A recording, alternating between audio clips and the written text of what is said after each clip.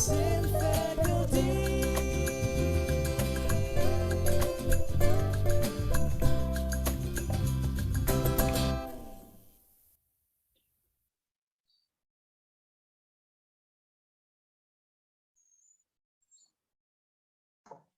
afternoon, ladies and gentlemen. Welcome to the 71st Airlangga webinar conference series, Update on Pathogenesis and Treatment of Maturity Diabetes of the Young or MODY.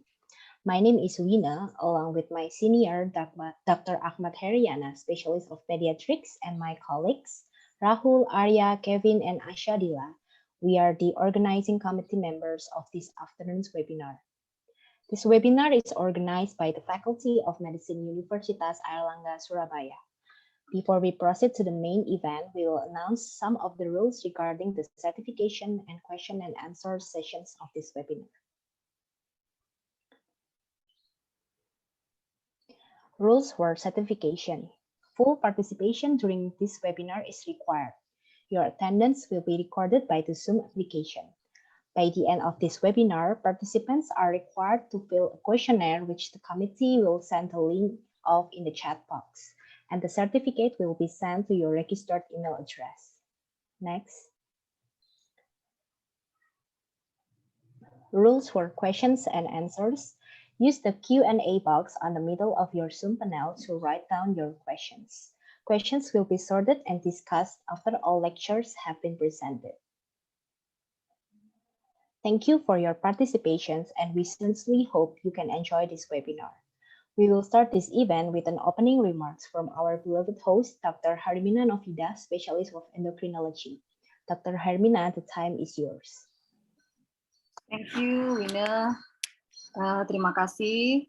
Assalamualaikum warahmatullahi wabarakatuh. Selamat siang, salam sejahtera bagi kita semua.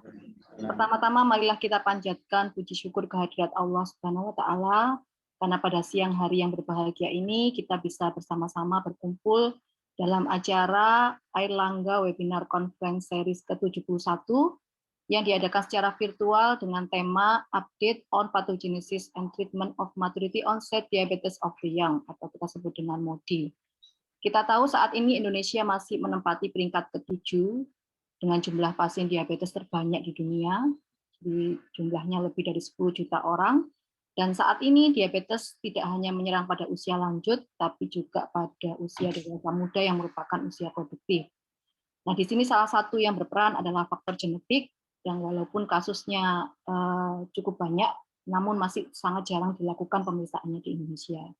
Untuk itu kami berterima kasih sekali kepada Bapak Dekan FK UNER beserta jajarannya, juga tim dari AWCS yang sudah memfasilitasi acara pada siang hari ini.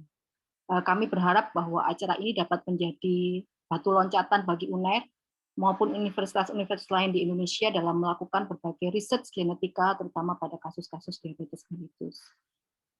Sebelum kita memulai sesi ilmiah pada siang hari ini, marilah kita bersama-sama menyanyikan lagu Indonesia Raya dan himne Airlangga.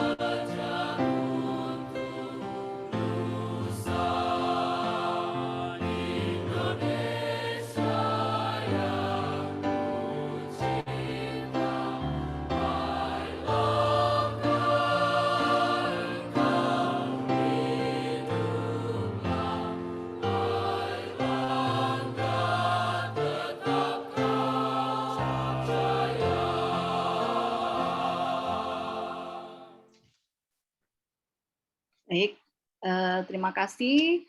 Sekarang kita akan menginjak pada sesi ilmiah. Acara ilmiah pada siang hari ini akan dipandu oleh Dr. Subagio Adi Sulistyo, Dr. SPPD KMD Finasim MACP. Dia sudah hadir pada siang hari ini. Selamat siang, Dok. Selamat siang, Dr. Airlangga. Terima kasih. Ilmiah pada siang hari ini akan menghadirkan 3 orang pembicara yang ahli di bidangnya. Pembicara pertama adalah Profesor Dr. Indri Savitri Mukono, Dr. MS dari Departemen Fisiologi dan Biokimia FK UNER. Selamat siang, Prof. Indri. Selamat siang. Terima kasih. Dan pembicara kedua adalah Asisten Profesor Yoshifumi Sato, PhD, dari Departemen Medical Biochemistry Kumamoto University. Welcome to our virtual meeting, Sensei Sato. Thank you for joining our webinar. Arigatou gozaimasu. Dan pembicara ketiga kita adalah Profesor Dr. Agung Pranoto, Dr. MKes, SPPD KM di Finasim, yang sudah bergabung juga pada siang hari ini. Selamat siang, Prof. Agung. Dan selamat siang. Baik, terima kasih, Prof. Baik, untuk menyingkat waktu, seluruh moderator dan pembicara sudah bergabung dengan kita semua pada siang hari ini. Dengan mengucap bismillah, marilah kita mulai sesi ilmiah pada siang hari ini. Dan selanjutnya, acara saya serahkan kepada moderator, yang terhormat Dr. Subagio Adi Sulistyo, Dr. SPPD KM di Finasim FACP. Waktu dan tempat kami persilahkan. Terima kasih. Bismillahirrahmanirrahim. Assalamualaikum warahmatullahi wabarakatuh. Yang saya hormati host Dr. Hermina, spesialis penyakit dalam konsultan endokrin metabolik, para pembicara Profesor Dr. Indri NS, Profesor Yoshifumi Sato, Profesor Dr. Agung Pranoto, para guru besar, senior, para dosen, sejawat sekalian, mahasiswa, selamat datang di Airlangga Webinar Conference Series ini. Yang kali ini kita mengangkat topik update on pathogenesis and treatment of maturity-onset diabetes of the young, atau MODY, atau kita biasanya menyebutnya sebagai MODY. Topik ini menjadi istimewa karena sangat jarang ya ada seminar yang membahas MODY ini, karena memang kasusnya yang jarang. Kasusnya sekitar 1-2% dari semua diabetes, semua tipe diabetes di Eropa. Di Asia kita masih belum tahu secara pasti, tapi penting dibahas karena data menunjukkan 80% dari MODY atau MODY ini dikelirukan diagnosisnya dengan DN tipe 1 atau DN tipe 2. Maturity-onset diabetes of the young ini merupakan salah satu bentuk dari defek sel beta pankreas akibat mutasi genetik. Ini pertama kali dilaporkan tahun 64, dan WHO sendiri pada tahun 2019 mengklasifikasikan MODY atau MODY ini dalam DM tipe lain dengan subkelas monogenik diabetes. Kita sangat beruntung kali ini dalam webinar telah hadir bersama kita 3 pakar, ya, 3 pakar yang akan sharing dengan kita tentang update dari MODY ini. Dan beliau antara lain sudah disebutkan oleh Dr. Hermina tadi. Pembicara pertama nanti yang akan menyampaikan adalah Profesor Dr. Indri Savitri Mukono, Dr. MS, guru besar dari Department of Physiology and Biochemistry, Faculty of Medicine, Airlangga University. Beliau nanti akan membahas tentang genetic mutation of maturity-onset diabetes of the young. Untuk menyingkat waktu, kami persilakan Prof. Indri untuk menyampaikan materinya.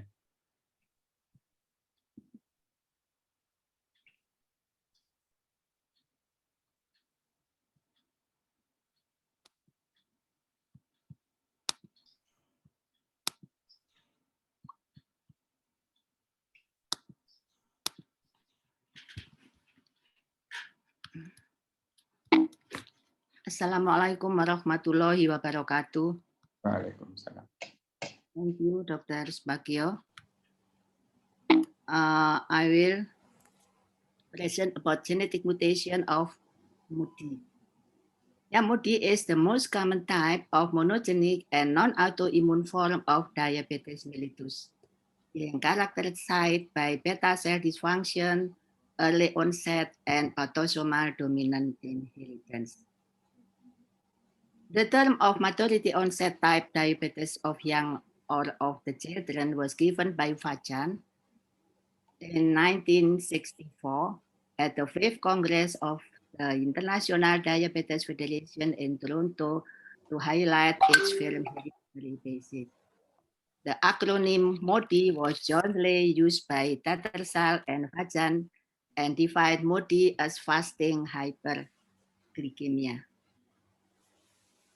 Neonatal diabetes mellitus and MODY are the two monogenic forms of diabetes, with MODY showing higher occurrence than NDM. MODY is included in a group of genetic defects in the pancreatic beta cell, limiting the ability of pancreas to produce insulin required for glucose utilization. The patient exhibit mild or no diabetic symptom, and their elevated glucose level can be detected only during routine blood tests. Diabetes mellitus can be divided into monogenic and polygenic. Polygenic diabetes, for example, type 1 diabetes mellitus and type 2 diabetes mellitus. For monogenic diabetes mellitus, there are neonatal diabetes mellitus, NDM, and MODY. MODY in general, there are three groups.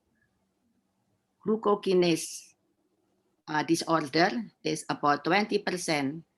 Transcription factor disorder is about 67%, and MODY from other disorder is about 13%.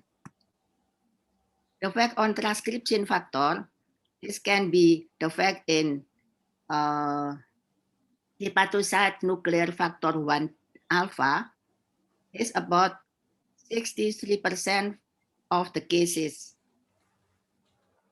This will be explained in more detail later by Assistant Professor Yoshihiro Sato, PhD from Kumamoto University. And then heteronuclear factor P beta is only 1% of cases, and heteronuclear factor 4 alpha is about 2% of the cases, EPF about 1% of the cases, and neuro-D less than 1% of the cases. Here I will only show the genetic mutation that occur in MODY, while the update on diagnosis and treatment of young adult diabetes mellitus in Indonesia will be explained by Professor Dr. Agung Pranoto, Dr. MKes, SPPD, KMD, Finasi. To date, MODY-related mutations have been reported in at least 14 different genes. Mutation in glucokinase gene is about 20% of cases, hepatocyte nuclear factor 1 alpha, and hepatocyte nuclear factor 4 alpha. They are the most common causes of MODY. Per category according to their underlying molecular pathogenesis. One is transcription regulation disorder. This is dysfunctional nuclear transcription factor. And then enzyme disorder, for example, glucokinase enzyme, and protein misfolding disorder, ion channel disorder, and signal transducing disorder. For MODY1, this is disorder in hepatocyte nuclear factor 4 alpha. This protein regulating the expression of liver and pancreatic beta cell and regulate the protein essential for glucose transport metabolism as well as lipoprotein biosynthesis in liver cell. This gene located in chromosome 20 and the mutation is in exon 4. There is a missense that residue amino acid or number 130, threonine replaced by isoleucine. And the second in exon 7, this is also missense. Residue amino acid number 268, glycine replaced by threonine. In MODY-1, decline in insulin production except during neonatal period, where it results in hyperinsulinemic hypoglycemic therapy exhibit phenotype similar to MODY-3. Heteronuclear factor 4 alpha mutation also lead number of pancreatic disorder like decline in high density lipoprotein, triglyceride level, and increment in low density lipoprotein, respectively. MODY-2, there is a disorder and glucokinase. Glucokinase is an enzyme that rate-limiting enzyme step in glycolytic pathway by ATP-dependent phosphorylation of glucose to glucose 6-phosphate in the presence of magnesium ion. Glucokinase gain mutation upregulating the insulin secretion and resetting the glucose threshold result in enhanced fasting glucose level. Mild persistent fasting hyperglycemic and low glucose stimulating insulin secretion, and in heterozygous mutation result in persistent hyperinsulinemic hypoglycemic of infant. And in homozygote mutation in both the allele can result in permanent neonatal diabetes mellitus.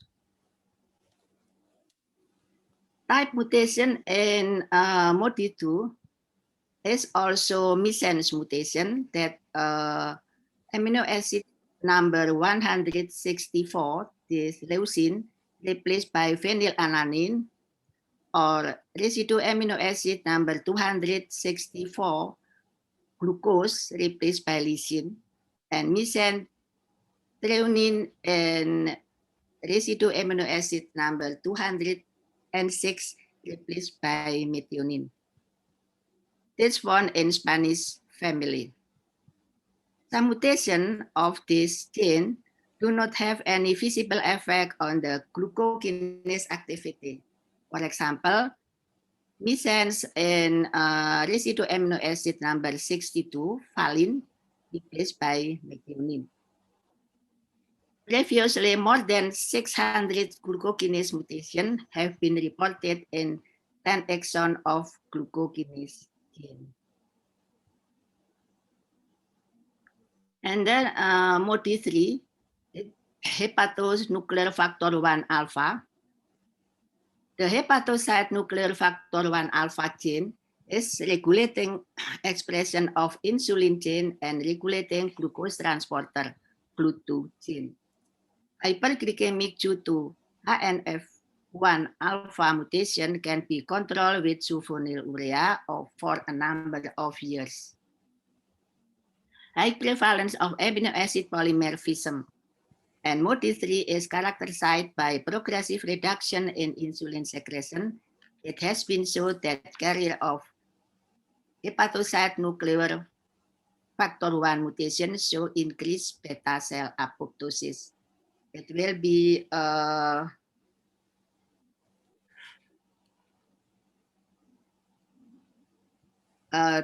Professor Yoshifumi Sato, PhD, will be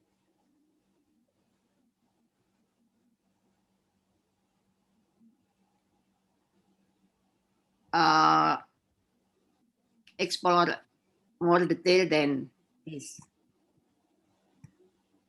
And then MODY-4 is insulin promoter factor or EPF1. That protein, it's a protein that binding tata element of glucagon, insulin, GLUT2, and glucokinase enzyme genes. So that there is a problem with insulin promoter factor 1. The expression of this protein also cannot as usual. EPF1 gene located in chromosome 13. Pancreatic anomaly termed agenesis can occur due to disruption PPF gene activity, and heterozygous EPF mutation can cause defective insulin secretion. This is a MODY-4. Homozygous mutation result in permanent neonatal diabetes and pancreatic exocrine insufficiency.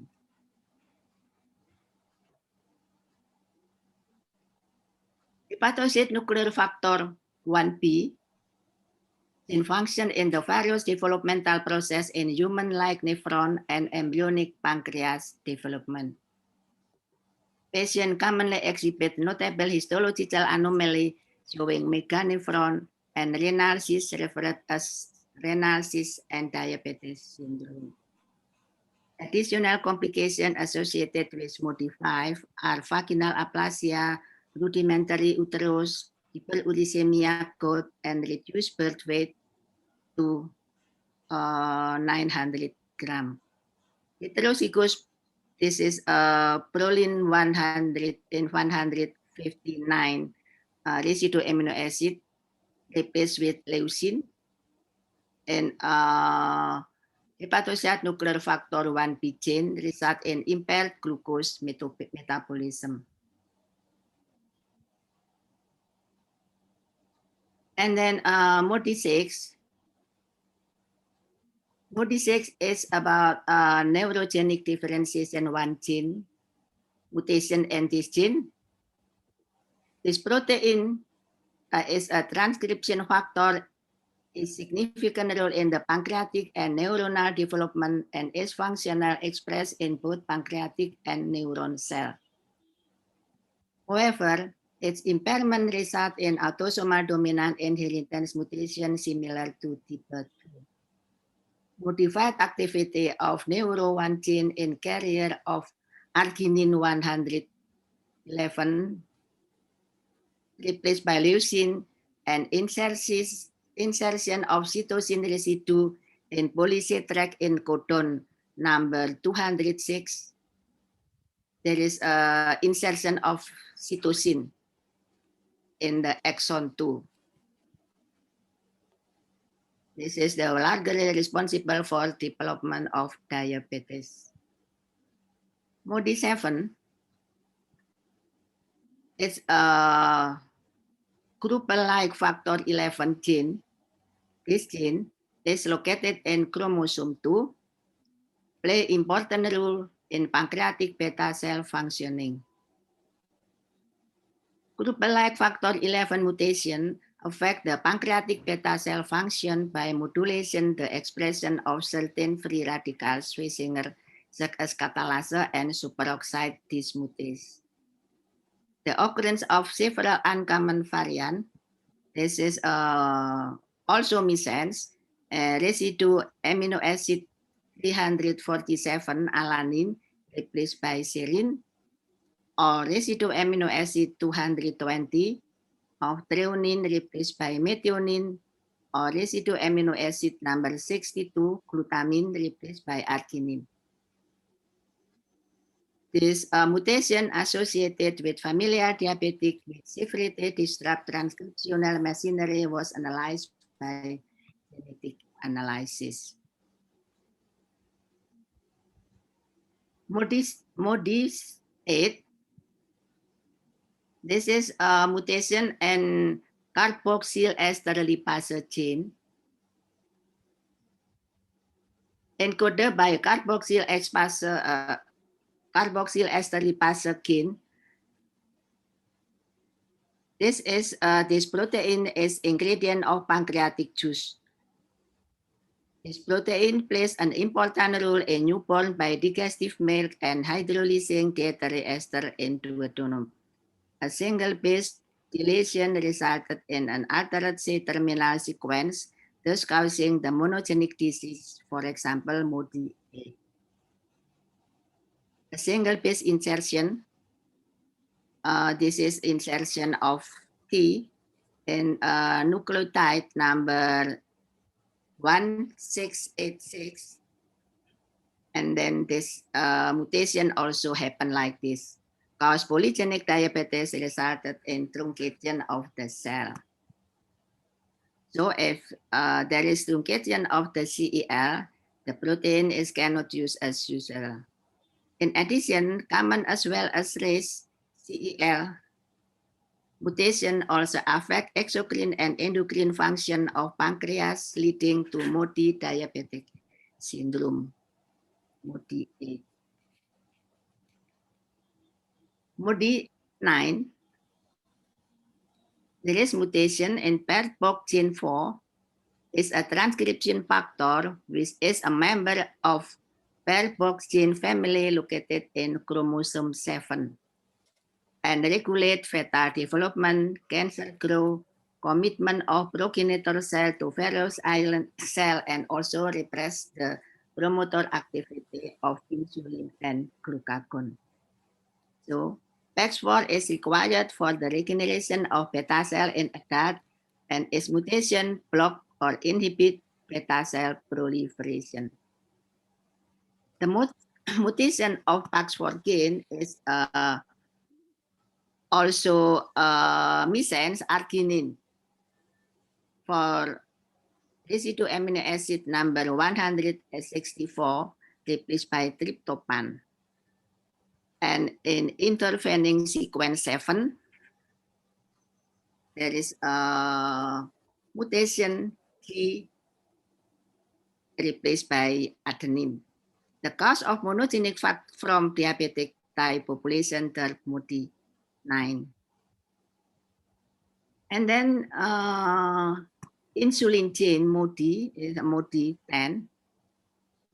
This gene located in chromosome P encoded the pro-insulin precursor of insulin. Its mutation caused defect in nuclear factor kappa light chain enhancer of activated B cell. The mutation in cysteine residue, example, cysteine on amino acid number 96 replaced by tyrosine, it leads to disturb the disulfide bond because tyrosine, there is no sulfur in tyrosine. So disruption in sulfide bond. The other mutation like alanine and amino acid residue number 24 replaced by aspartate, phenylalanine replaced by cysteine and residue amino acid number 48, arginine number 89 replaced by cysteine, histidine number 29 replaced by aspartate, leucine and amino acid number 35 replaced by proline, glycine, amino acid number 84 replaced by arginine, cysteine and amino acid number 89 replaced by serine, and as in amino acid number 101 replaced by cysteine and tyrosine and amino acid number 103 replaced by cysteine. That's mutation that found in insulin gene that cause MODY-10.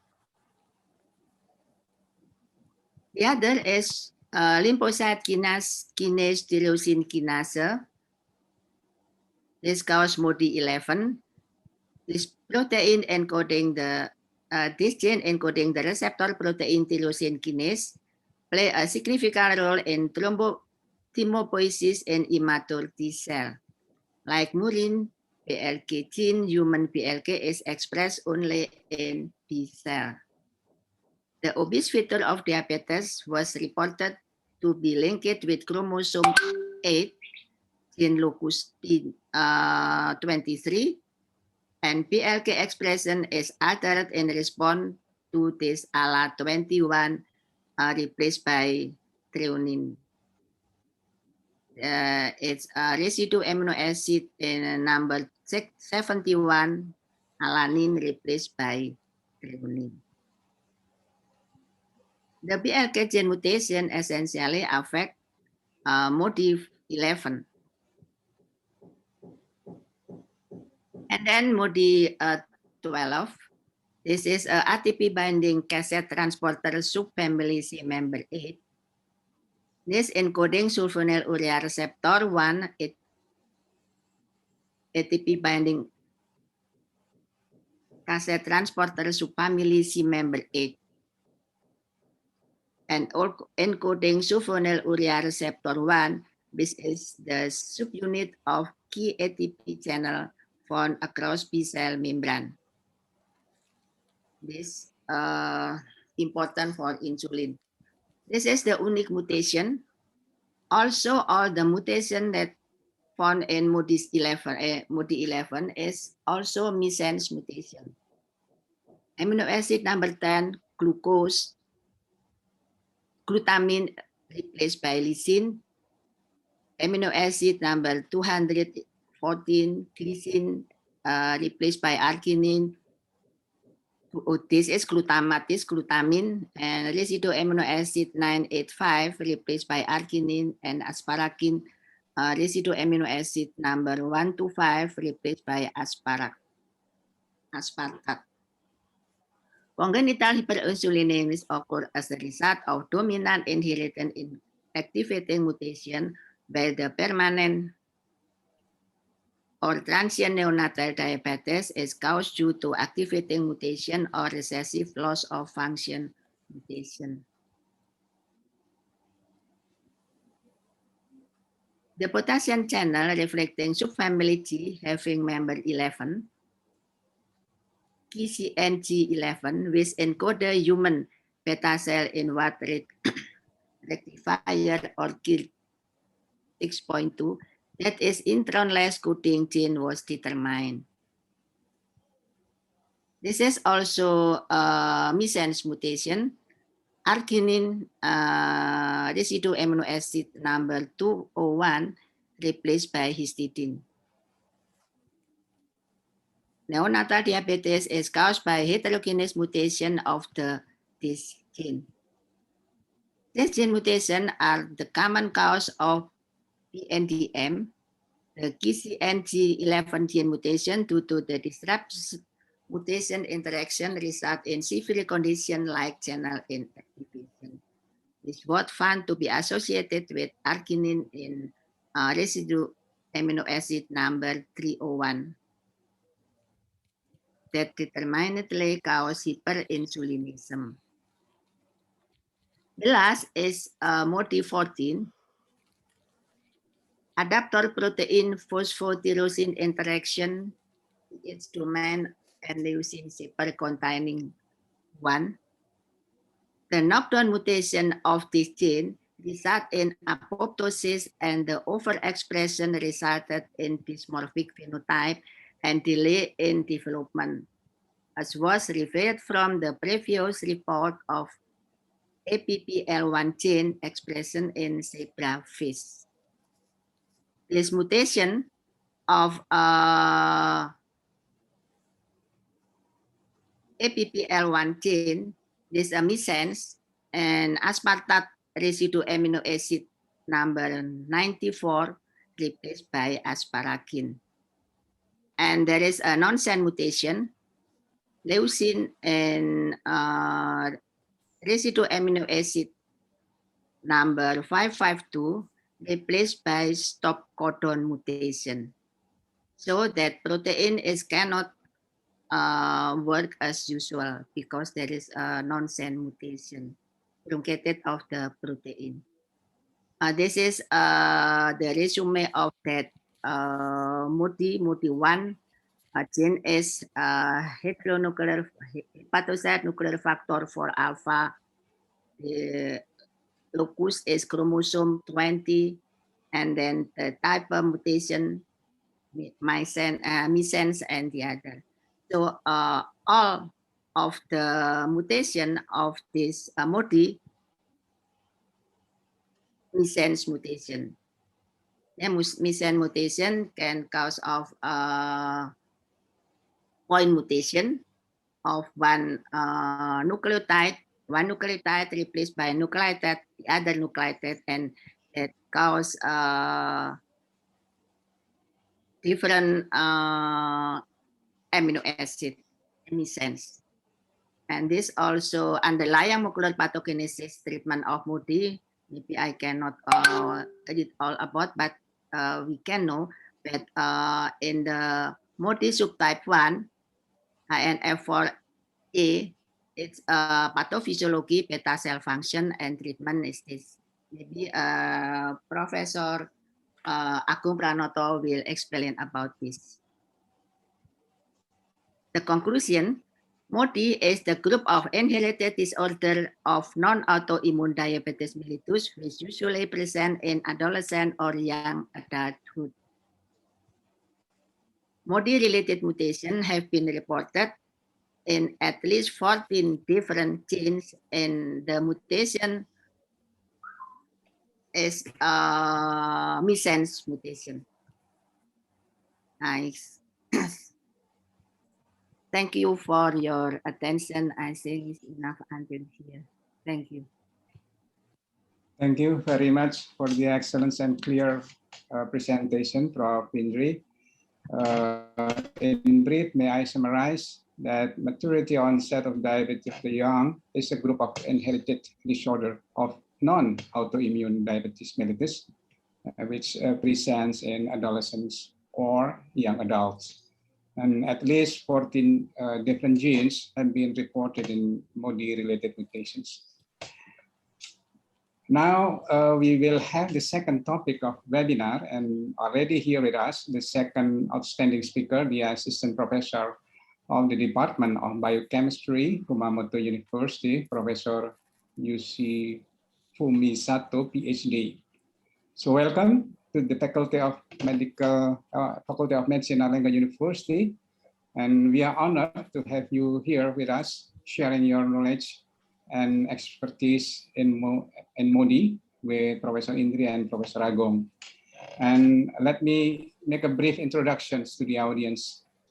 Assistant Professor Hnf1a KO, PhD, current position is the Assistant Professor of the Department of Biochemistry, Kumamoto University, Japan, and his academic qualification in 2005, Bachelor of Science in Life Science, Himeji Institute of Technology, Japan.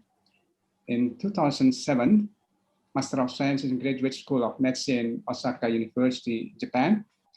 And 2011, PhD in Graduate School of Medicine, Osaka University, Japan. Area of interest, pancreatic beta cell biology in relation with divisions of MODY genes. He had more than 7 major publications related with MODY. So Professor Sato will present his talk about the role of Hnf1 alpha protein in pancreatic alpha cells. So Professor Sato, the time is yours.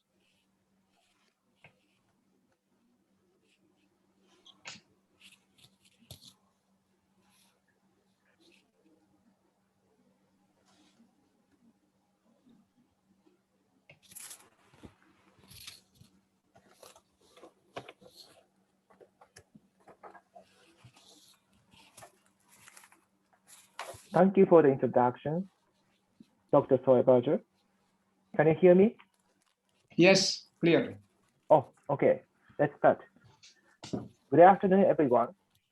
First of all, I'd like to thank the organizer for giving me this opportunity to talk about our research on this wonderful conference.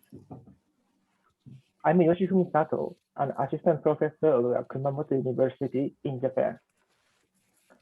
Actually, I mainly work on beta cell biology, diabetes, Hnf1 gene, hypoxic stress in beta cells, and recently, beta cell aging.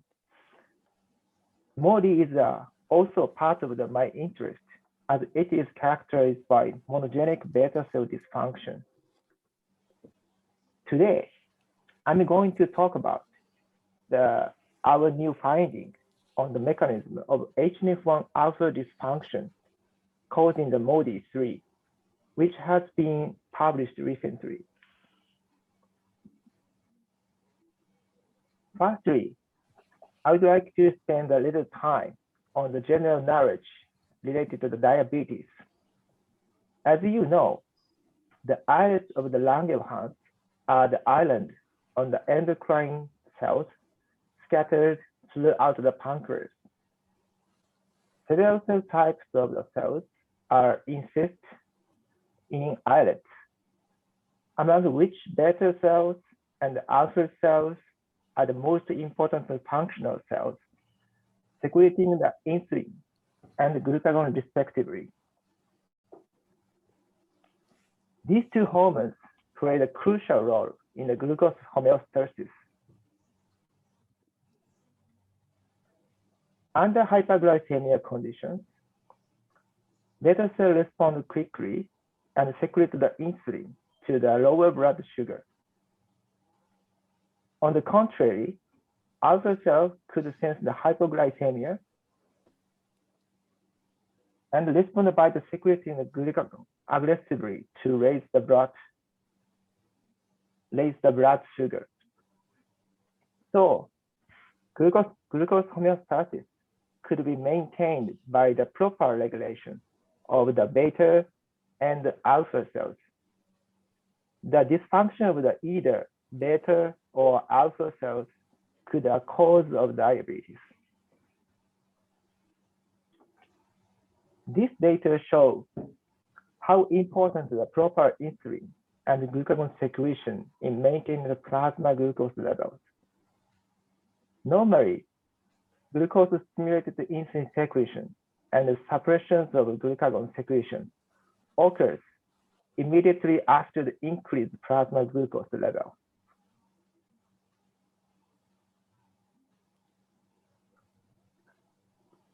However, in mild type 2 diabetes, insulin secretion was delayed and glucagon suppression was blunted. In type 2 diabetes, insulin and glucagon secretion are out of control, which causes hyperglycemia. So, understanding how these two hormone secretions are dysregulated on the progression of diabetes is exclusively essential and also a key to diabetes cure. Today's talk will be focused on the following three parts. I'd like to start on Hnf1a MODY3 and beta cell dysfunction, and then spend a little time on a new MODY3 model mice that we generated. Finally, I would like to show you our recent work on a novel role of the Hnf1a in alpha cells, which would be the most important part of today's talk.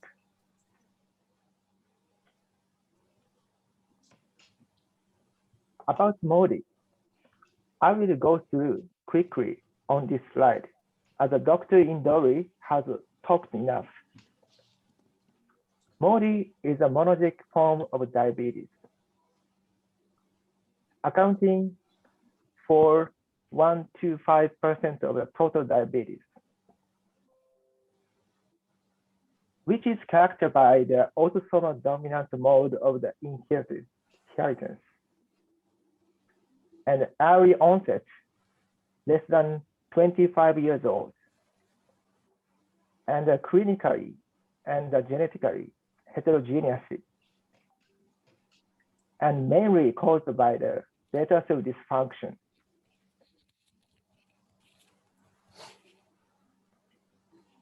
Graham Bell, an expert of the diabetes from Chicago University, is a pioneer of MODY research.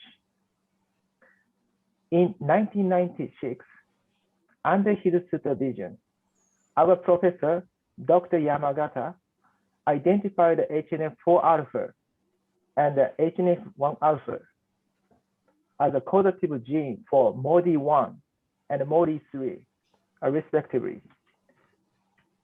The work of our lab has mainly focused on those two genes. And so far, we have addressed the role of the Hnf4 alpha and the Hnf1 alpha in both physiological and pathophysiological situations. Until now, 14 subtypes of the MODY with distinct genetic etiologies have been identified. Most of the MODY responsible genes are transcription factors like Hnf4 alpha, Hnf1 alpha, PDX, Hnf1 beta, etc. But genes related to the rate limiting enzyme, signal transduction molecule, and the potassium channels were also found to associate with MODY. Among MODY, Hnf1 alpha MODY is the most prevalent subtype, up to 30 to 50%. Hnf1 alpha is a transcriptional factor belonging to the homeobox protein family, which is predominantly expressed in organs derived from the endoderm, such as liver, gut, and pancreas. And numerous of studies have reported that it functions as a positive regulator of the pancreas beta cell function and cell proliferation via its target gene. We and other groups have identified Hnf1 alpha target genes involved in the insulin secretion and cell growth. Hnf1 controls glucose entry by the GLUT2 and regulates the glycolytic process by DCK and PK. Hnf4 alpha and PDX and NeuroD are essential for the insulin transcription. And our reported TMEM27 is a membrane protein for docking of the insulin granule to the plasma membrane. On the other hand, Hnf1 alpha controls the beta cell growth via the IGF-1 and HGF-AC. Thus, by regulating these target gene expression, Hnf1 alpha broadly regulates the insulin secretion and the cell growth process in beta cells. Those years, genome-wide association study was used to screen the susceptible genes to type 2 diabetes. Numbers of the SNPs are known to be associated with diabetes. Hnf1 alpha is one of them, identified in 2010. Thus, Hnf1 alpha is not only a MODY responsible gene, but also a susceptibility gene for type 2 diabetes. Our unpublished data showed that the Hnf1 alpha expression was significantly reduced in all 3 type 2 diabetes models, such as KKY, OBOB mice, and high-fat head DIO mice, which further suggested that Hnf1 reduction might cause progressions of type 2 diabetes. Although Hnf1 alpha was firstly identified as a gene related to the onset of MODY, loss of Hnf1 alpha activity also involved in the onset or the progressions of type 2 diabetes. Next part, I'm going to show you a new MODY3 model mice. Currently, Hnf1 alpha knockout mice are generally used as MODY3 model, and several systemic Hnf1 alpha knockout mice were generated, such as in 1998, Lee and Pontegrill reported independently that systemic Hnf1 alpha knockout mice displayed a hyperglycemia and a low insulin secretion from early age, which is similar to MODY-3 phenotype. But the phenotype was too severe. Even after 2 weeks after birth, plasma glucose was already over 200 milligrams per deciliter. And the insulin secretion from the knockout islets were totally abolished. Furthermore, these knockout mice displayed a renal dysfunction and fatty liver due to the chronic hyperglycemia, resulting in the dwarfism and short lifespan. In fact, body weight of the knockout mice was 1/5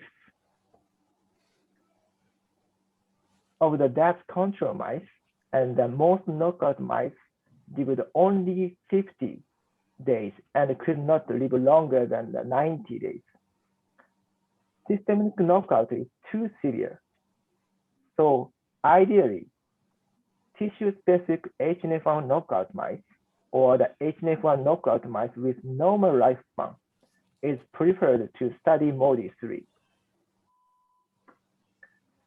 At the beginning, we tried to generate Hnf1 alpha knockout mice on pure C57 black 6J mice background.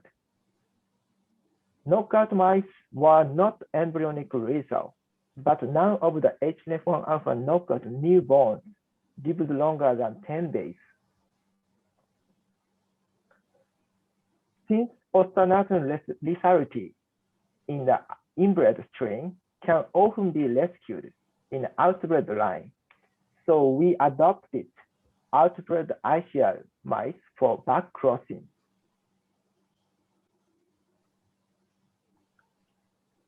After backcross to the ICL mice for 6 generations, knockout mice were born at the expected Mendelian frequency. Survival rate of knockout mice was drastically improved compared with the previous model. More than 60% of the knockout mice lived longer, more than 6 months. Compared to the wild-type mice, the head and body length of knockout mice were 2 centimeters shorter. Although the appearance of the knockout mice still looks smaller than wild-type mice, body weight was dramatically improved compared to the previous reported knockout mice.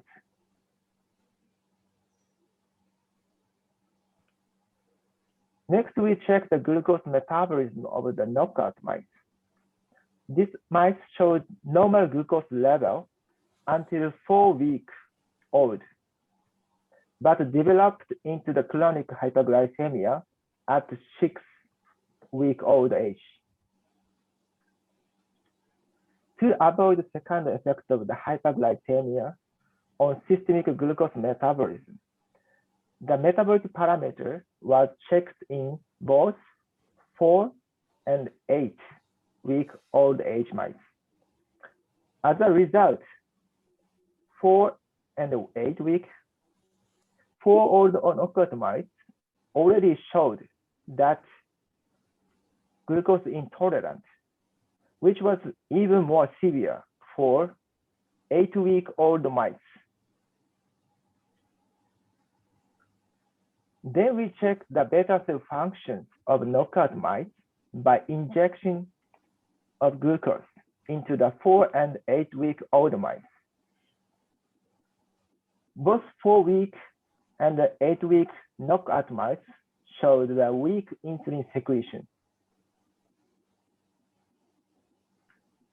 ability compared to wild-type mice, which suggested that the impairment of the beta cell function and Hnf1 alpha target gene, TMAM27, Hnf4 alpha, GLUTA2, and HGFAC expression was found out reduced in the islet of the knockout mice. Those data suggested that impaired insulin secretion might be caused by the downregulation of Hnf1 target genes in these knockout mice. As Hnf1 alpha regulated the beta cell proliferation, we checked the islet mass of the knockout mice. As expected, islet mass of the knockout mice was obviously smaller than the wild-type islet mass, whereas the number of small-sized islet population was significantly increased. Those phenotypes were consistent with previous Hnf1 knockout mice. So we successfully generated an ICR background MODY-3 mouse model. Those mice have longer lifespan, making it easier to handle. Most importantly, they displayed a mildly diabetic phenotype compared to the previous model, which is more suitable for monitoring deteriorations of the islets on the progression of diabetes. So let's move to the next part, which is the novel role of the Hnf1 alpha in alpha cells. Hnf1 alpha has been reported to express both in beta and alpha cells. Until now, great effort has been done on the functions of Hnf1 alpha in beta cells. However, the functions of Hnf1 alpha in alpha cells is still unraveled. So we were interested to look at, other than beta cells, whether Hnf1 alpha dysfunction leads to diabetes also by affecting the alpha cell function.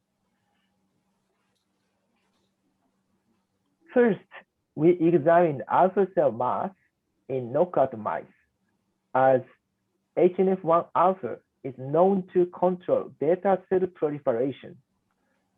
To this end, we performed immunohistochemical analysis to look at the beta cell area and alpha cell area in knockout mice pancreas. Insulin localized area represents the beta cell, and the glucagon expressed area represents the alpha cell area. By this experiment, we found that the ratios of beta cell area in the whole pancreas was significantly reduced.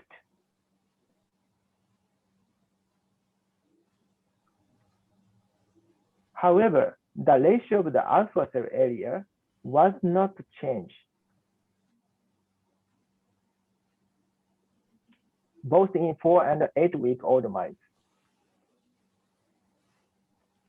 Further detailed analysis was performed to find the reason why alpha cell area was not changed. Islet-like cell clusters are a cell population that is made of only insulin-positive cells or glucagon-positive cells. Normally, islet-like cell clusters of beta cell, like this, frequently appears as shown in wild-type pancreas. But islet-like cell clusters of alpha cells, like this, was frequently appears in knockout pancreas, and the composition of the alpha cell in the islet was also higher in both 4 and 8-week-old mice. This increased alpha cell population can contribute to no change of alpha cell volume between wild type and knockout mice. Inconsistent with the previous Hnf1 knockout mice, the islet mass was smaller compared to wild-type mice, while beta cell area was found reduced in pancreas. Alpha cell area is not changed. We think this might be due to the generations of islet-like cell clusters of the alpha cells that compensate the total volume of the alpha cell in the knockout mice. Next, we analyze the functional impact of the loss of the Hnf1 alpha in alpha cells.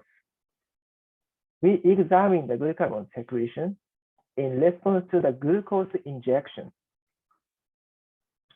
Basically, 4-week-old Hnf1 knockout mice showed higher fasting blood glucose and higher plasma glucagon level.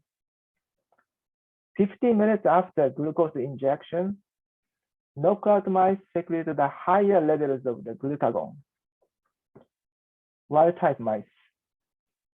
And the suppression of the glucagon secretion by glucose injection was inhibited in knockout mice.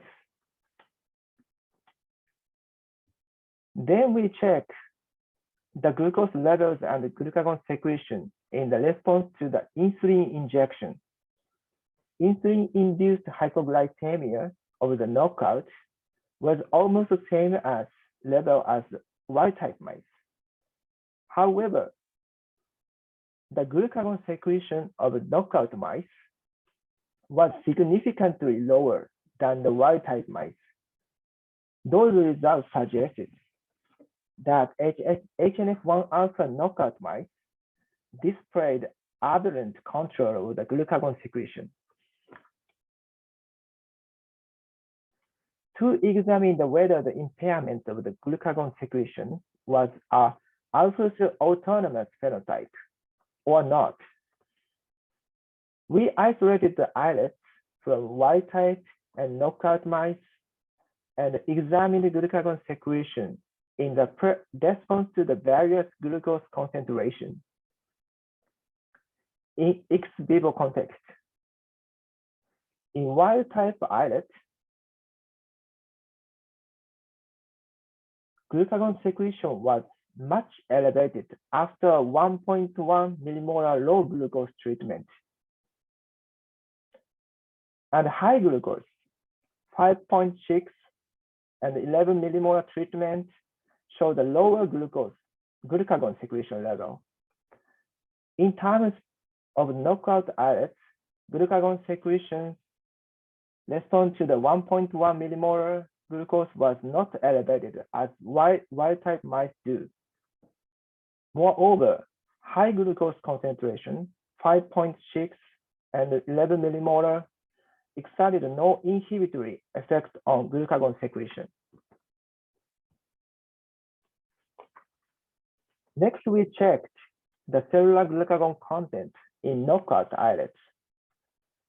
Islet glucagon content of knockout mice was significantly higher than the wild-type mice, indicating that the glucagon was accumulated without the release to the outside of the cell in knockout islets, and forced depolarization by potassium chloride led to the higher glucagon secretion in knockout islets than in wild-type islets. Those results indicated that the glucagon secretion responds to the hyperglycemia and hypoglycemia in Hnf1 knockout mice was terribly hampered. Islet glucagon content analysis suggested loss of the Hnf1 might cause the accumulations of glucagon in islets, which was further confirmed by the potassium chloride stimulation released more glucagon in knockout islets than that in wild-type islets. Recently, Knudsen et al. Proposed that cellular sodium ion levels by sodium glucose transporters such as SGLT1 and SGLT2, play an important role in the regulating glucagon secretion. So we investigated whether Hnf1 alpha regulates glucagon secretion by regulating SGLT1 expression.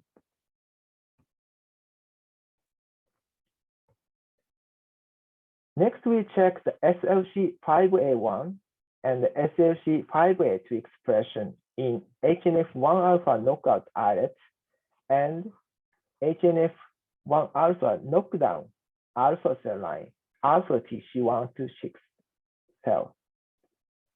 Although other groups reported that the SLC5A2 was abundantly expressed in the alpha cells, but we could not detect the SLC5A2 expression in both mouse islets and alpha tissue cells. Oppositely, SLC5A1 expression was detectable and significantly downregulated in the both Hnf1 knockout islets and Hnf1 knockdown alpha tissue cells.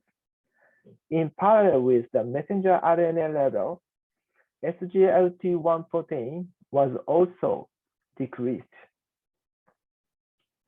suggesting that the possibility that Hnf1 alpha is a regulator of the SLC5A1 expression. To examine the possibility, we searched Hnf1 alpha binding site on mammalian SLC5A1 promoter by using the cholesterol database. We found out only one, but highly conserved Hnf1 alpha binding site at the 50 base pair upstream of the transcription starting site. Then we performed the listenerless assay using a reporter construct with the SLC5A1 promoter. Overexpression of wild type Hnf1 alpha increased the SLC5A1 promoter activity in a dose-dependent manner, while overexpression of mutant type of the Hnf1 alpha, whose transcriptional activity is low, could not induce the promoter activities. Besides, SLC5A1 promoter activities were decreased by knocking down the Hnf1 alpha in alpha tissue cells.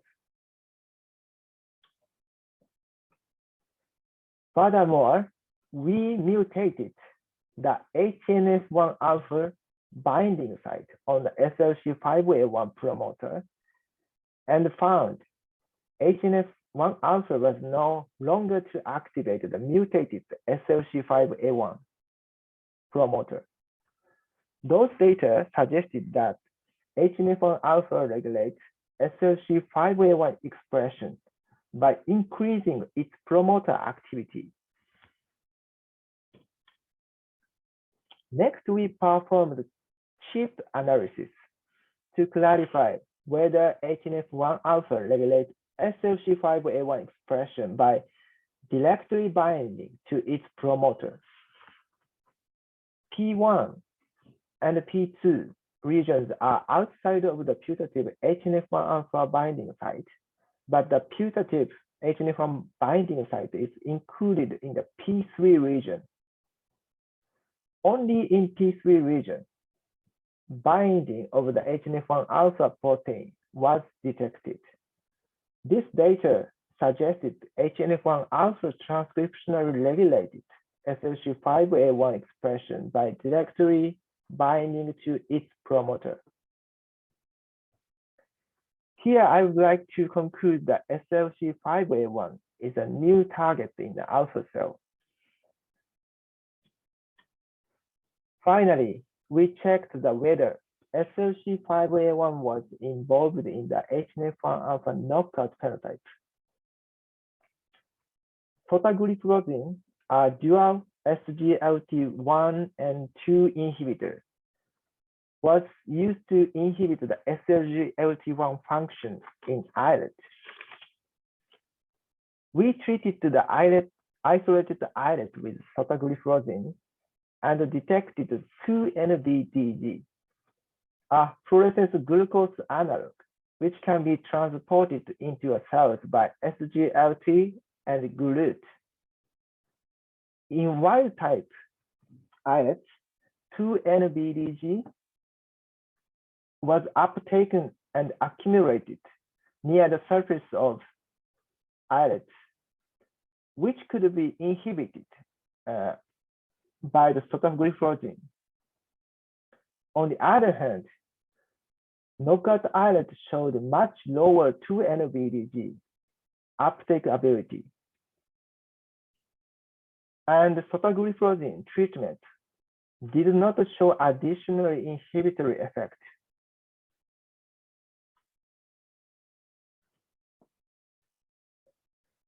Then we examined the effects of the sotagliflozin on glucagon secretion in wild-type and knockout islets. Inconsistent with the glucose uptake result, glucagon secretion from the wild-type islet was inhibited by the sotagliflozin, while glucagon secretion from knockout islets was already suppressed.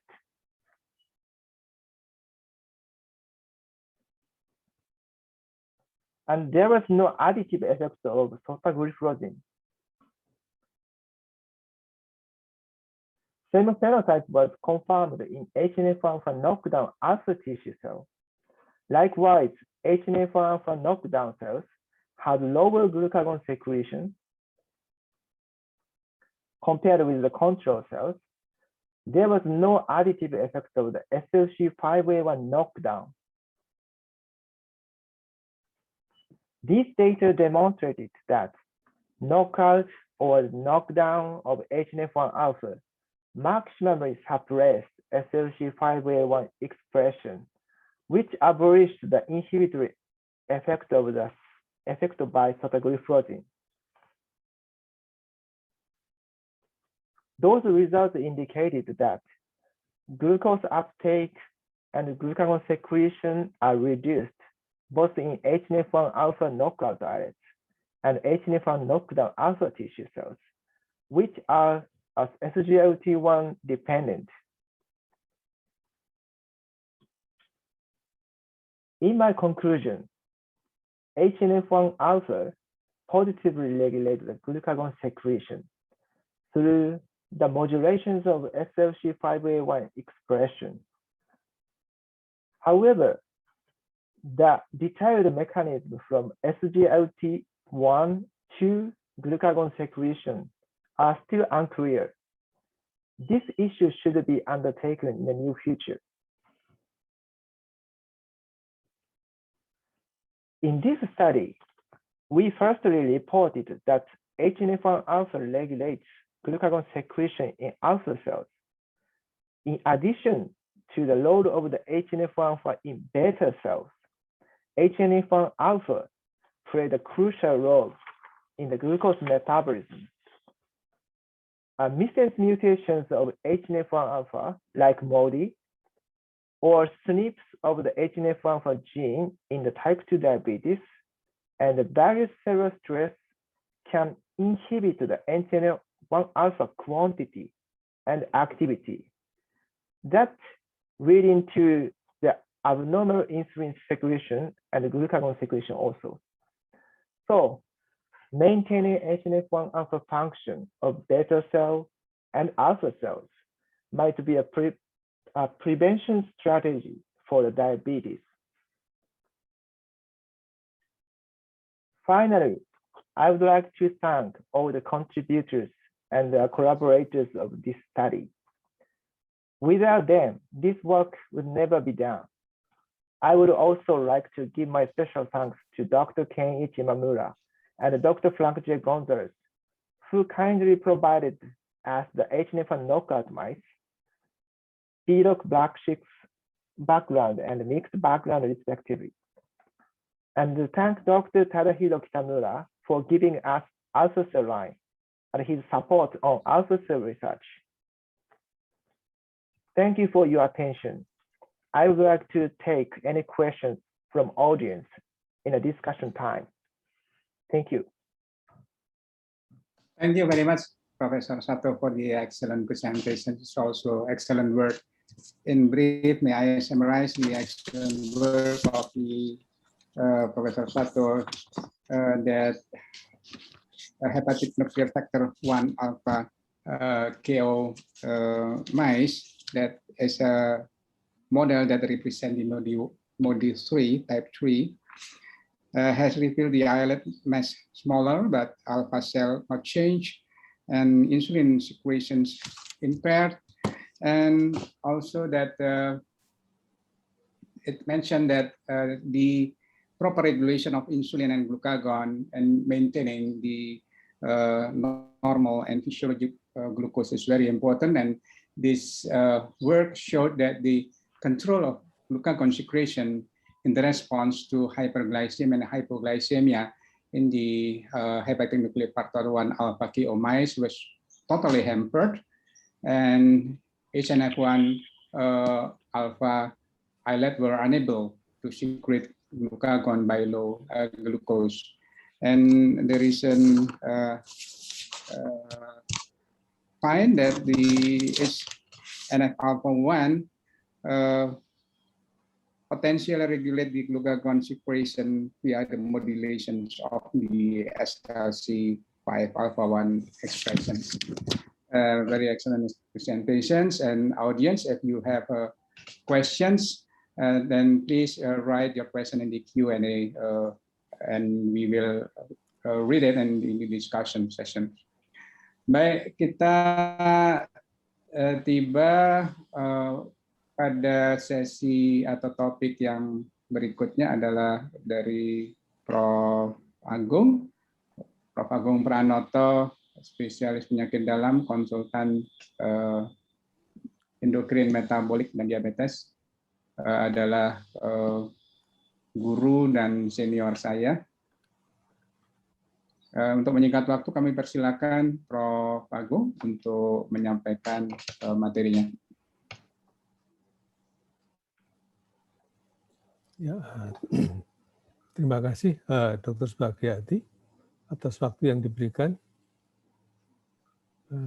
Mohon izin untuk slide-nya, saya buka dari sini aja.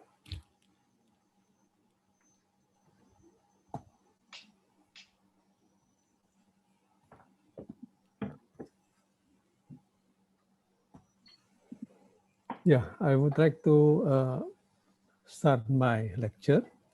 So the title is Update Diagnosis and Treatment of Young Adult Diabetes Indonesia. This is a title that Dr. Hermina gave to me, but unfortunately, we do not have a special guidelines for MODY, especially for young adult in the guidelines. But I will give an information about the situation of guidelines also from other guidelines. I have 5 outlines here: DM pathophysiology, classification, and then personalized therapy in DM guidelines, and number 5 is summary. This is an illustration of the spectrum of factors associated with different forms of diabetes, including the variable of age of onset, lack of obesity, metabolic syndrome, and then other things. As you all know, that type 1 diabetes and type 2 diabetes is the pole of the clinical diabetes. But in between there is a latent autoimmune diabetes in adult. There are many various patterns, including age. As you can see here, type 2 diabetes usually have an older age, but some of it have also in early age, in adolescent, for example. But also type 1 diabetes is vary. The clinical and symptoms can also start, usually start in the early age, but there is also amount of patient that appears in the adult age, yeah? The so-called latent autoimmune diabetes of adult. And there are many situations here related to nutrition status, and then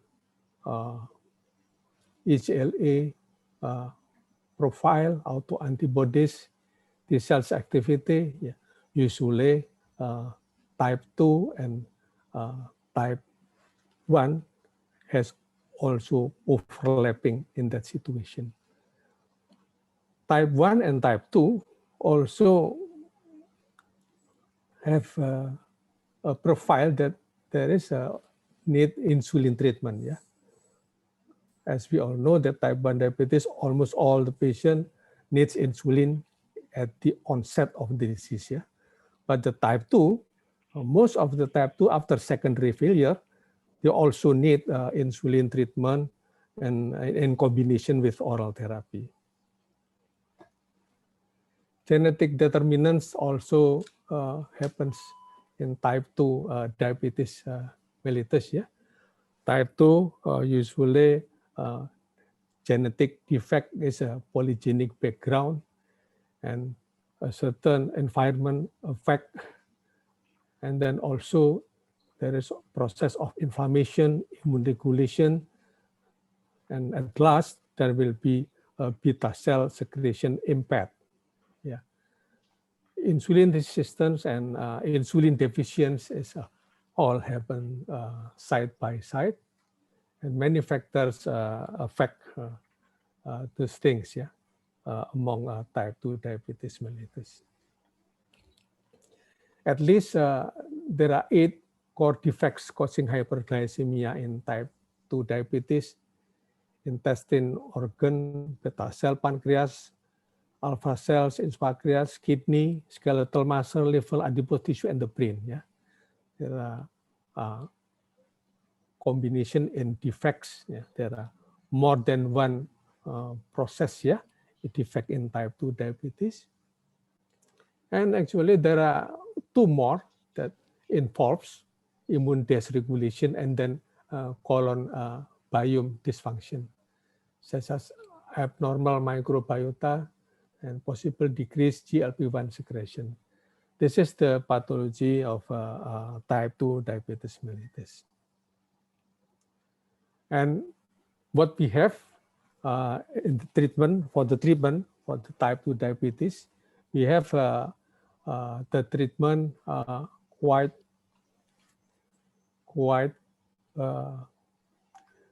organ oriented. Yeah, if we have a patient,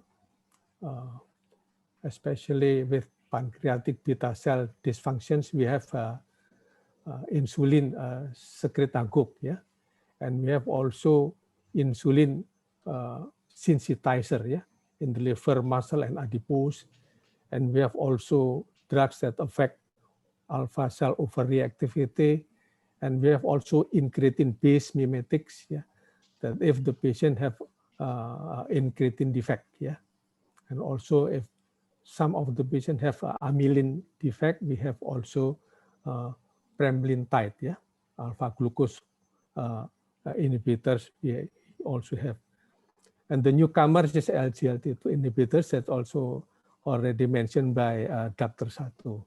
So I think our drugs is very complete here.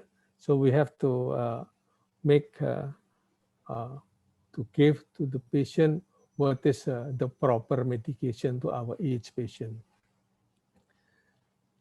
DM classification, this is more related to practical, pragmatic classification. Yeah, type 1 diabetes. Yeah, this is by ADA 2021 and also adopted by Perkeni, our profession in Indonesia. Second is type 2 diabetes. Number 3 is specific types of diabetes, yeah, due to a specific cause, such as neonatal DM and MODY, as we have already heard from lecture from Prof. Sato and also the first speaker, and caused by disease-specific such as cystic fibrosis and pancreatitis, and also drug-induced or chemical-induced glucocorticoid and HIV/AIDS therapy-related organ transplants, and recently we also observe from COVID-19 patients the new onset diabetes after COVID infection, yeah. And the last is gestational diabetes, yeah. So ideally, we treat patient in a personalized way, yeah.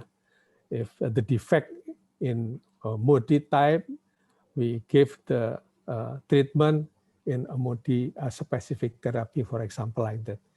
If the defect in insulin deficient, totally we give the patient insulin, yeah. But in the real life, it is very difficult to differ all, yeah.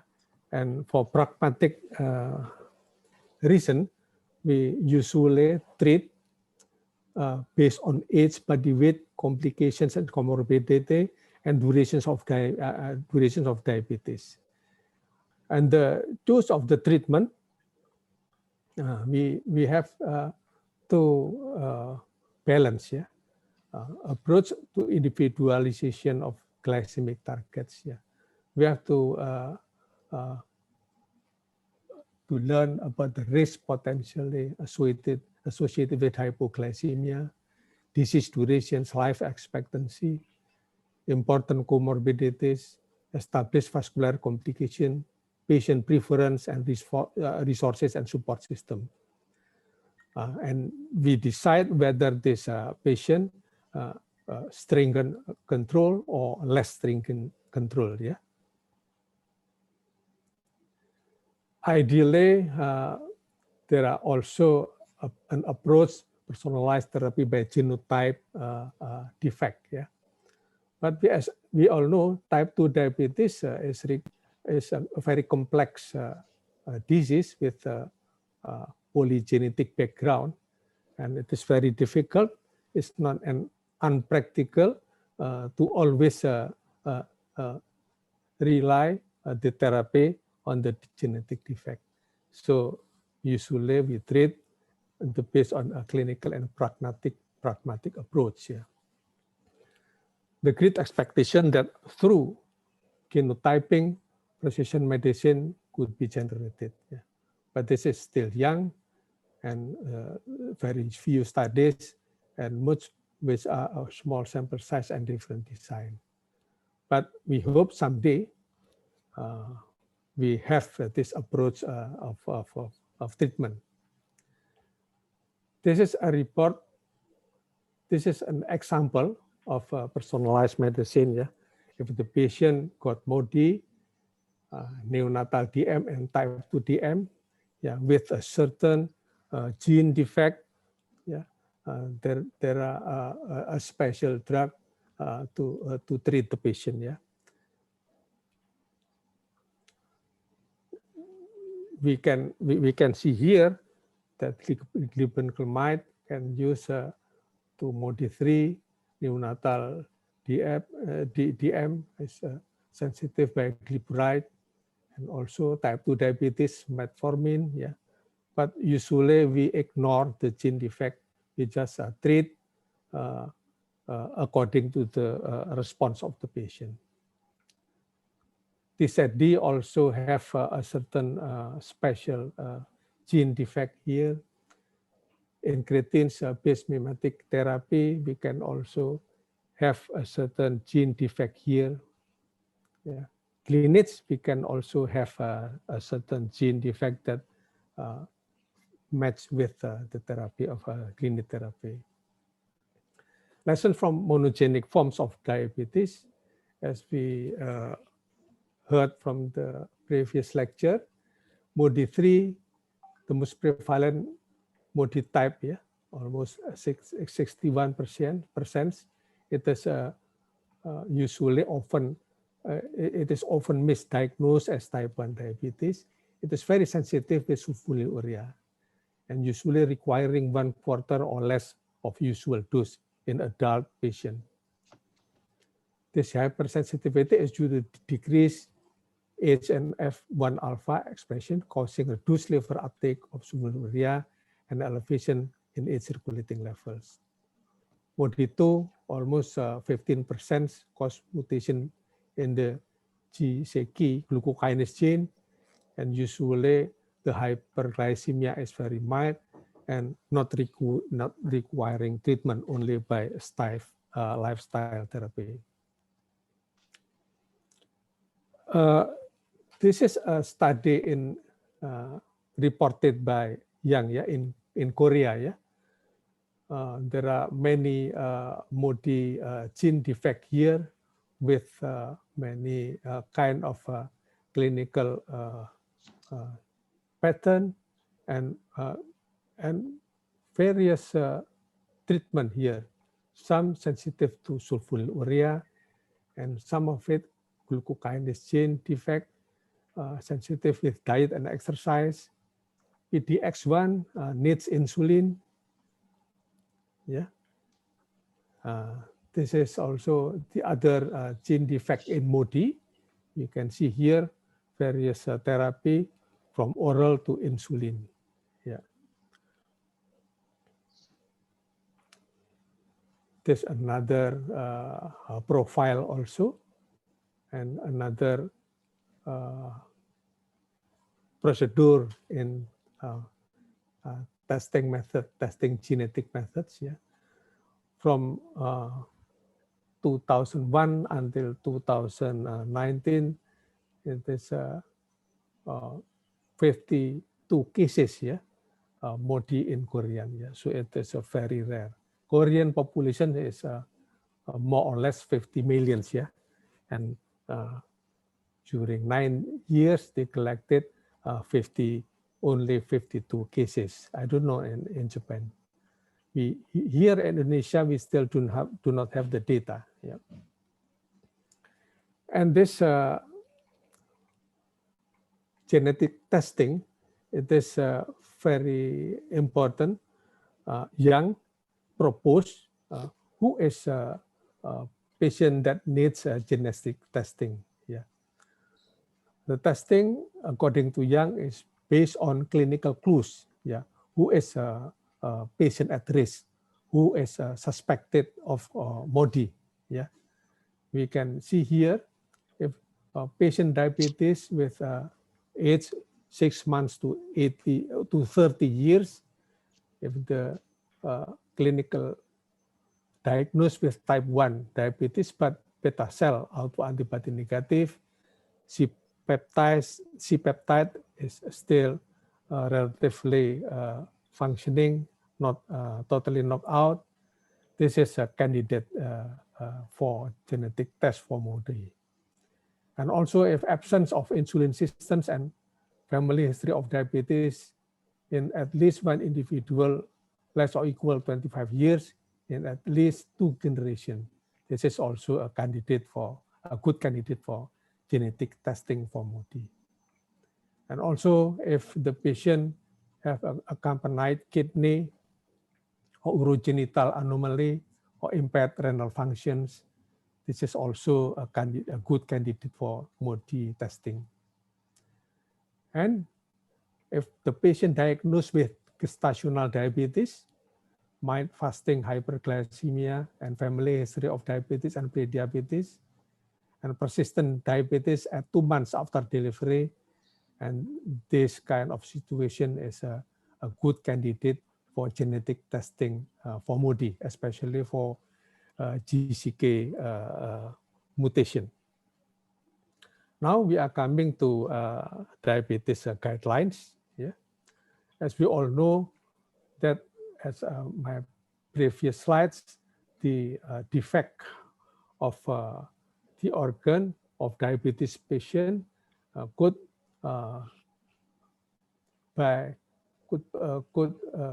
by islet beta cell and also over alpha cell overreactivity, increase hepatic glucose output, and neurotransmitter dysfunction, etc. We have certain drugs that have an action on this organ, yeah, such as SGLT2 inhibitors. Yeah, this drug is have a function in a kidney that increase glucose reabsorption, and also the other well-established drugs that is already available in the market. And the newcomer GLP-1 receptor agonist, we are lucky to have this drug in the market now.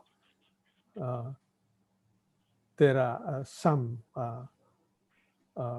effect, yeah, in the multi-organ of the defect of diabetes, such in brain, adipose tissue, liver, skeletal muscle, etc.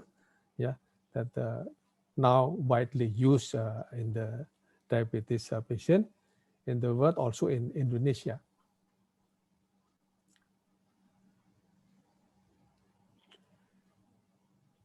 And we have an algorithm according to our endocrine association in Indonesia, that in this algorithm, MODY is not mentioned. This is in type 2 diabetes. Yeah. So usually the starting point is HbA1c. Yeah. And if less than 7.5%, there are alternatives here by single therapy, metformin, sulfonylurea, etc. I think most of the MODY, we cannot differ the MODY from type 2 diabetes. So usually they fall into this algorithm, even without the physician know exactly what is the exact pathomechanism of the diabetes. Yeah. If the HbA1c more than 7.5%, we give the patient dual therapy, combination of dual therapy, and a further intensification if the target is not achieved. So there are some also drugs, yeah, the GLP-1 receptor agonist that especially for cardiorenal risk that also accompany the patient, we can choose this, yeah, and also SGLT2 receptor agonist, SGLT2 inhibitors, yeah. And also if we see from other guidelines, for example, they also doesn't mention special algorithm for MODY. Yeah? So they only treat patients with indicators of high risk or established ISCVD, CKD, and heart failure. Yeah, they do not rely on the basic pathomechanism. What is the gene defect? Whether this MODY yet yes or no? They treat based on the high risk or established ISCVD and CKD and heart failure. And the treatment is followed by a specific drugs that have a certain evidence, good evidence on it. And this is my last slide. So DM pathophysiology is a very complex one involving genetics, immune, loss of beta function, insulin secretion, inflammation, and it's related to at least 11 organ defects. Yeah. So DM classification is divided into type 1 diabetes, type 2, and specific causes. For example, MODY, and then neonatal diabetes, and also cystic fibrosis, etc., and gestational. And personalized therapy in DM for guided treatment is not fully established in type 2 diabetes and also in MODY, because the problem of diagnosis, yeah, it is a very difficult or unpractical if we rely on genetic testing. So we usually treat in a very pragmatic ways. Guidelines for type 2 mostly based on glucose target, that cost effective, safety, and effect of body weight and cardio-renal risk. I think that's my presentation. Thank you.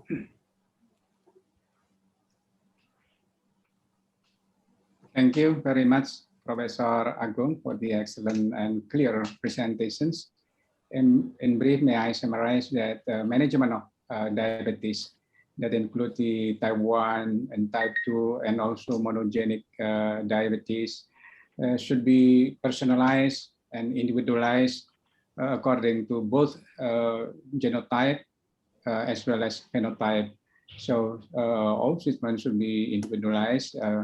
Also should consider the patient preference and also other factors like cost and also the efficacy of the medications.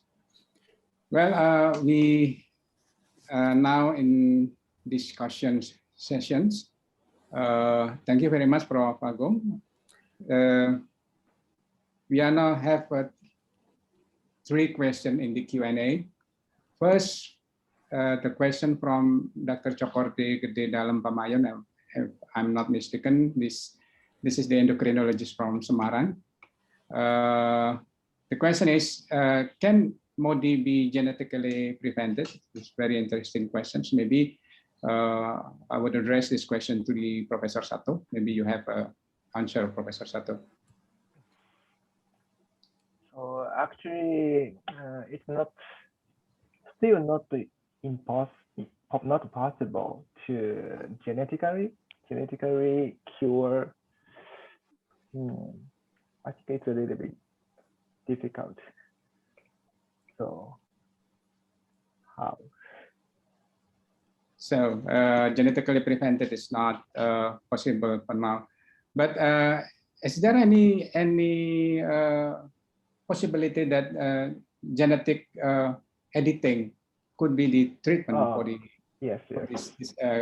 for this monogenic diabetes?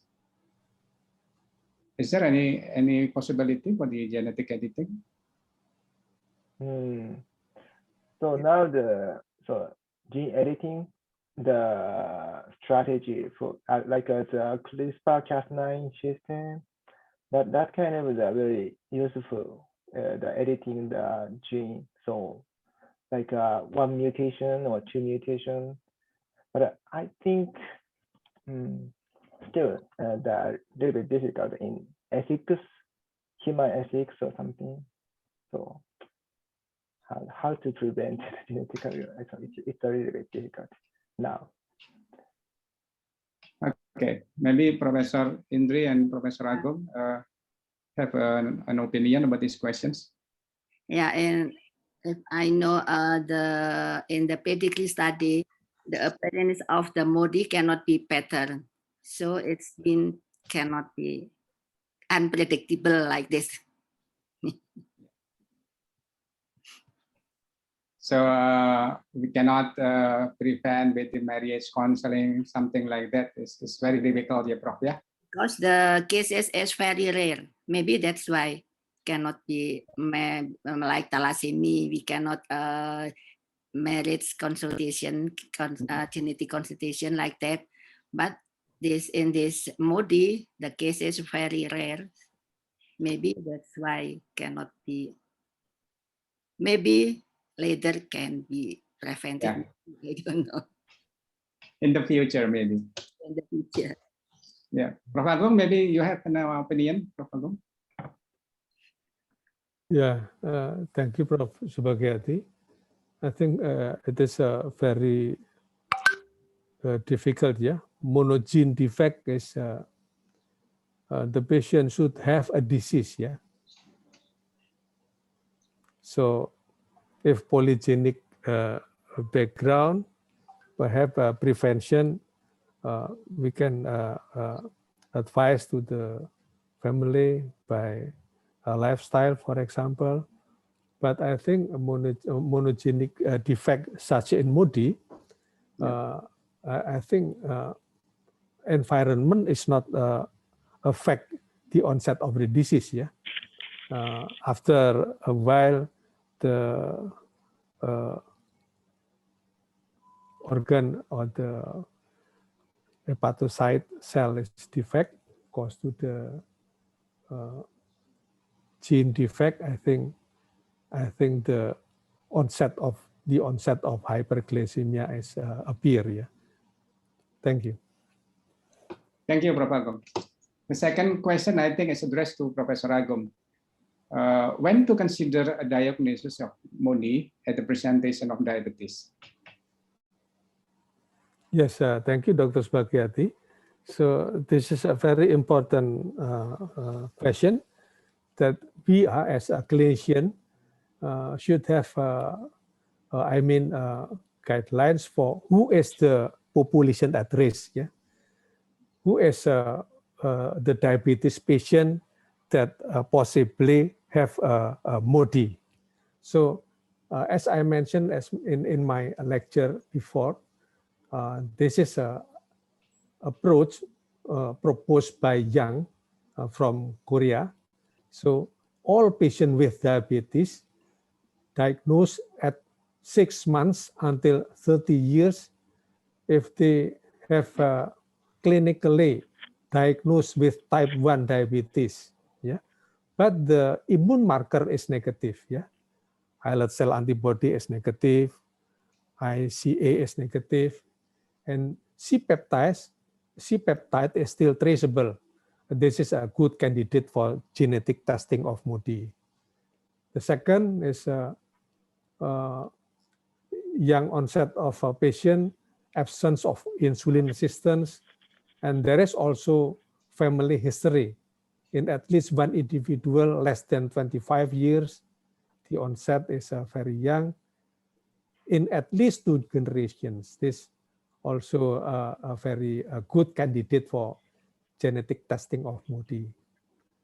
And then the other that we usually face and in our daily practice is patient with gestational diabetes. Yeah, if gestational diabetes after delivery, they still have mild fasting hyperglycemia, and there is also family history of diabetes, prediabetes, and the mild hyperglycemia is persistent after 2 months after delivery.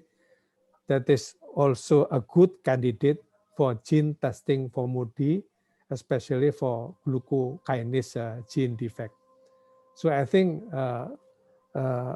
we cannot make every test genetic testing of every diabetes patient, but if we face a patient with certain, as I mentioned before, that is a good candidate testing, so we can hope that we can find MODY. Yeah, but unfortunately, we do not still have such a facility and activity in MODY testing in Indonesia, I think. That's my answer. Thank you. Thank you, Prof. Agung. It's very complicated that we should answer when to screen the genetic for MODY.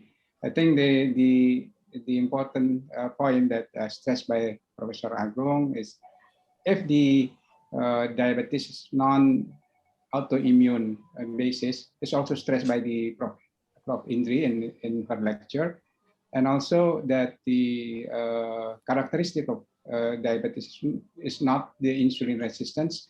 Maybe we may suspect that is MODY-wild or MODY. Thank you, Prof. Agung. Maybe any opinion or any other answer for this question from Professor Sato? Do you have any opinion? In your experience in the study, when to screen the MODY in the populations. Do you have any guideline in No. No. Yeah. Okay, we move on to next questions from Dr. Febri. Is there any different focus of management if we can diagnose MODY and type 2 diabetes earlier? I think Prof. Agung will answer this, because in this lecture I saw the that the MODY have a sensitive for the certain drug. And is there any difference between one and another type of MODY? Yeah, I think Professor Agung also mentioned this. Please, Professor Agung, answer this question. Thank you, Dr. Swagyati. Prof. Indri has already mentioned 14 types of MODY. Yeah, and the most prevalent of MODY here is MODY3 and MODY2. MODY3 is the prevalence about 61%. Yeah, is due to mutations in Hnf1a alpha. Is often misdiagnosed as type 1 diabetes.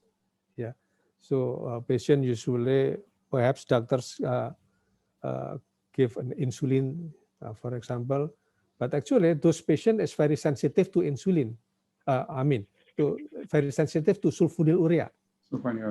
And only requiring 1/4 less or less of usual dose, or less than half dose of adult dose, and the glucose is already maintained or regulated. So, and that is MODY3. Yeah, usually mild. And MODY2 is caused by mutation of glucokinase. Usually the hyperglycemia is mild, and treatment only by lifestyle, yeah, not requiring treatment by oral or insulin therapy, for example. Yeah. So the other types, about 25%. Yeah, I think there is also a need of insulin, for example. Yeah, neonatal MODY is also reported there, and some of it also need insulin treatment also. But most of it, MODY3 need only a very small dose of sulfonylurea, and MODY2 is only requiring lifestyle treatment. Thank you. Thank you, Prof. Agung. Maybe Prof. Indri can add some comment. No, okay, thank you. We move to the next question from Dr. Sarah Firdaus to Professor Sato. Besides the genotype characteristic that has briefly explained, would you elaborate more on what is the phenotype finding in MODY patients? So, actually, I'm not a physician, so I'm not familiar with the MODY patient symptoms. So, but I can say that there is a lot of candidate genes in MODY that identified, but we don't know the clear functions of these genes in the beta cells. So we have to study them more. And from my the research, I can say that Hnf1a alpha in the alpha cells also regulate the glucagon secretion. So in the MODY3 is maybe SU is the first choice. But to avoid the hypoglycemia, low dose is very important, because SU is a powerful medicine to force the beta cells to secrete more insulin. Too much insulin can cause hypoglycemia. However, from our study, maybe insufficient glucagon secretion in MODY3 cannot quickly increase the blood glucose, so leading to the hypoglycemia. This kind of hypothesis is we can suggest it. So maybe we can know the more functions of the MODY genes in alpha beta cells and the alpha cells and any other tissue also.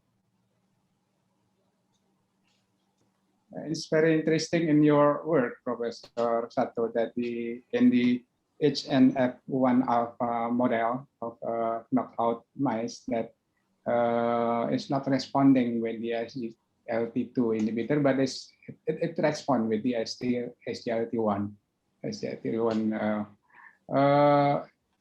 Maybe there is an implication for clinical treatment for this finding.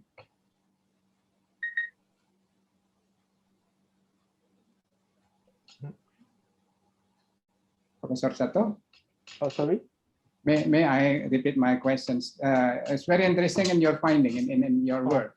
With the Hnf1 alpha knockout mice that reveal that they are not responding with the SGLT2 inhibitor, but it responds with the SGLT1 inhibitor. It's a very interesting finding. Does it mean, have any implication for clinical treatment, this finding, for the MODY-3? Oh, so as far as I know, maybe there is no the pharmaceutical medicine, pharmaceutical medicine to activate the Hnf1 alpha specifically. So working the beta cells or alpha cells. So it's difficult to target the specific Hnf1 alpha activators or something. So now we cannot propose that the pharmaceutical medicine something. Just in the MODY-3. So why that kind of the abnormal glucose metabolism abnormalities will occur, occurs. Thank you. The next question is from Dr. Fauzia. Thank you, Professor and Doctor. If there is no genetic testing facilities, can we treat the patients who suspect MODY directly with diet or sulfonylurea directly without genetic testing? I think this question is addressed to Professor Agung. Yeah, thank you, Dr. Subagyati. For MODY-3, I think I have a patient like this in my private practice. Yeah, the profile is like this. Yeah, as mentioned by Professor Sato, that patient needs insulin, poorly controlled and very thin. The onset is still young. Yeah, but patient is very sensitive to insulin. When we give insulin, they very often fall into hypoglycemic event. If the doctors give an advice, tendency that to lower the dose, the insulin, but the glucose profile become unregulated. So if we meet such patient, very difficult to control, very sensitive with insulin, it is very often to fall into hypo, and then but its HbA1c is very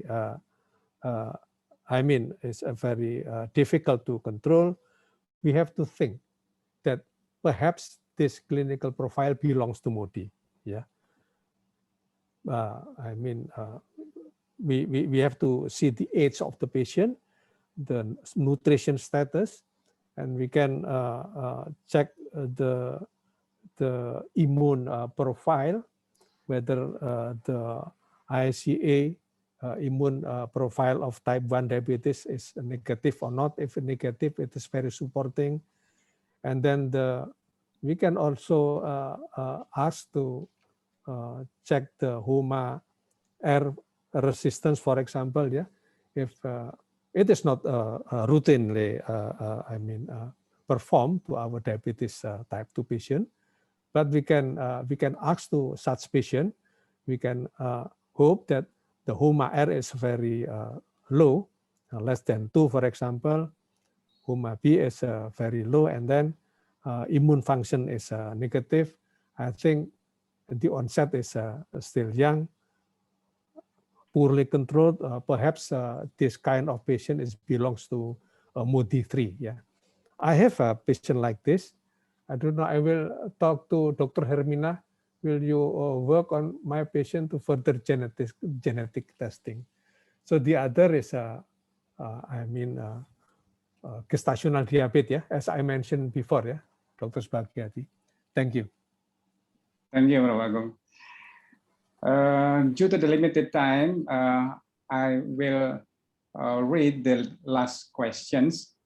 I think this question is addressed to Professor Agung and Professor Indri. Do we have routinely checks genetic testing in Indonesia who met the criteria for suspect MODY, and where to send the genetic testing for MODY in Surabaya? How much the cost, and its cost, is it cost effective so far? Thank you. Yeah, I think Professor Agung or Professor Indri will answer these questions. As Professor far Indri, as maybe? Yeah, Professor Agung.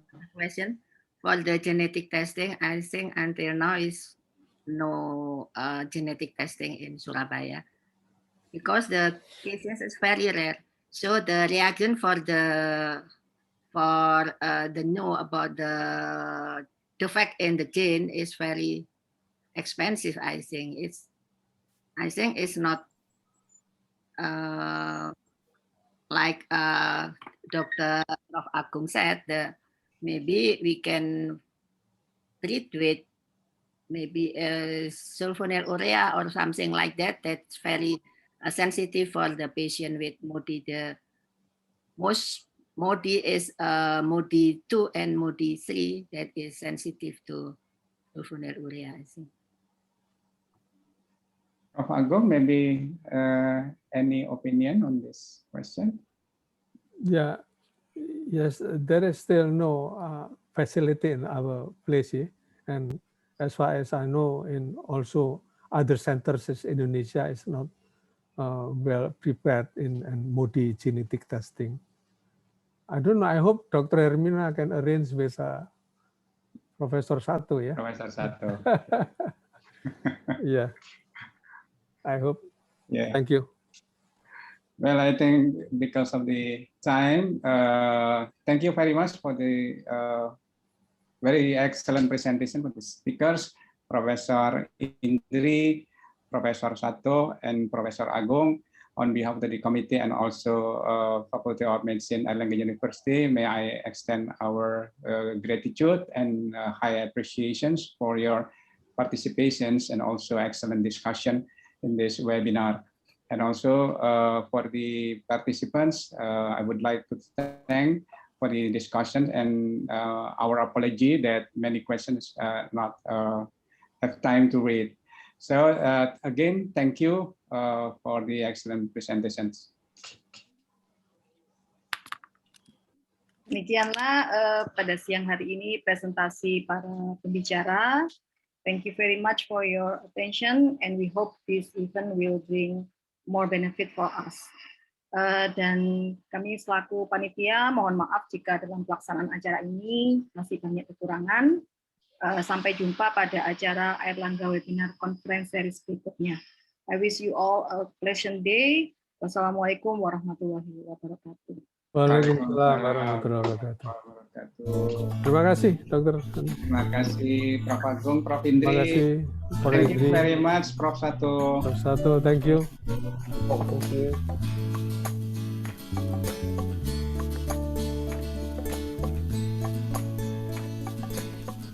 Can we leave now? Ya, Prof, bisa leave, Prof. Ya, terima kasih. Sampai ketemu. Terima kasih. Thank you. Bapak Asmo, Prof. Indri, Dr. Subagi Adi. Terima kasih Dr. Airlangga. Thank you. Terima kasih semua partisipan yang hadir.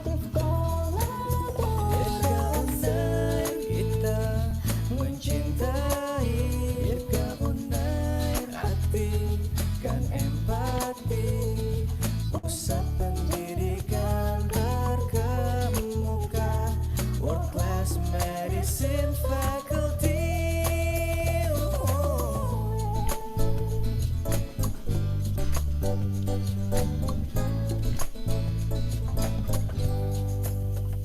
Fakultas Kedokteran Unair tercinta, jiwa wirausaha, akhlak mulia, profesional, responsif, inovatif, modern dan bangun independen.